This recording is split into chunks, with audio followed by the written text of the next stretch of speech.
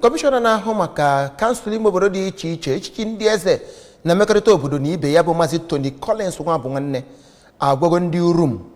dị na kansụl Ọka North na Anambra steeti ka uche onye ọbụla dị ya ka na-erube isi n'usoro iwu dịka a ga-achịkọba mmemme nhọpụta ndị onye ga-abụ President General ndị Urum bụ nke ga-adị tata bụ Satọde abalị 5 n'ọnwa Ọktoba 2024. Kọmishọna nyere ntụziaka n'ụlọ ọrụ ya dị n'obi gọọmenti dị n'Ọka oge ọ na-ekwu okwu banyere nkwado ụlọ ọrụ ministrị ya na-akwadosi ike maka ịfụ na mmemme nhọpụta na ọ gara n'udo gaa otu kwesịrị nụ n'Urum. Onye nta akụkọ anyị bụ Emmanuel Okonkwo wetara anyị akụkọ.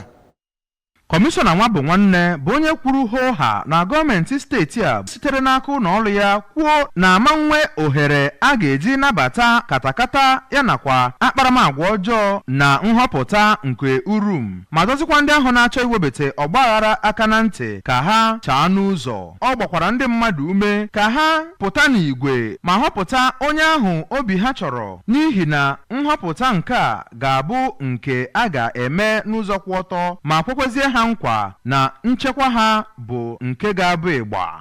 Ndị chọkwala ịkpa abala abịa na bikos na ndị sekuriti ga na-eme aka na onye akpụrụ uche ojenga